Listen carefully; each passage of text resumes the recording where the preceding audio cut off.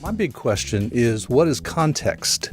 And context, of course, is an ordinary word in one respect, and it covers a lot of territory. But specifically, when people talk about the context for a situation, or the context for meaning, or the context for a literary text, what exactly do we mean by context, and where does it come from?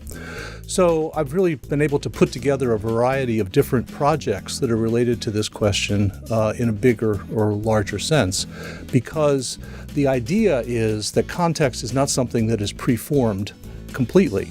Context is something that is created, constructed in the activity of speaking, for example, or making a film, writing a book, in the act of doing some particular kind of activity. In linguistics, for example, which is one of my particular areas of expertise and research, we talk about situation, the context of situation.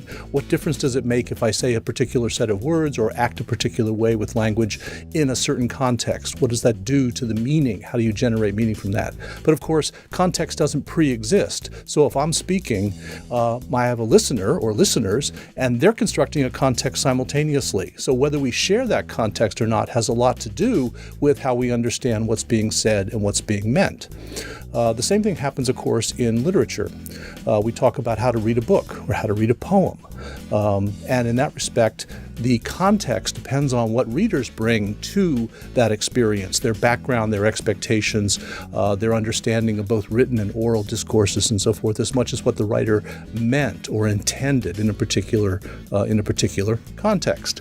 Historians love to talk about context. There's activities, and then we have to put it in context to understand it better.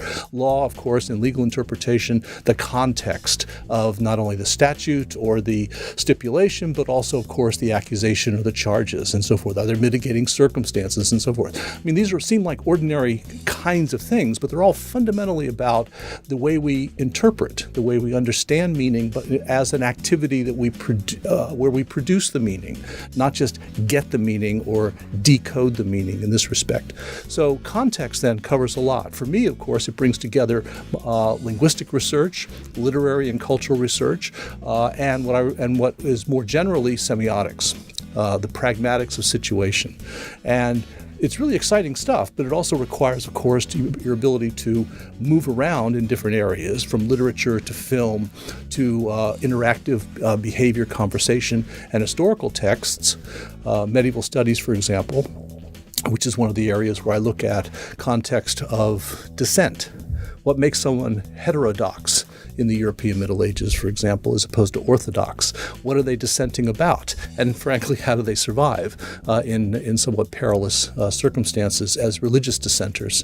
At the same time, it also means that I do a lot of collaboration, both in teaching, but also in terms of the research that I do. And I've had really good experience with collaborative research with people in anthropology, people in education studies, people in linguistics over my career. And as a result, it broadens my knowledge. My work gets better because of their expertise. And collaborating in that way then makes our understanding of what counts as context simply multidimensional, multidisciplinary. You can't talk about context in a narrow disciplinary way if you're going to try to be adequate to the human experience.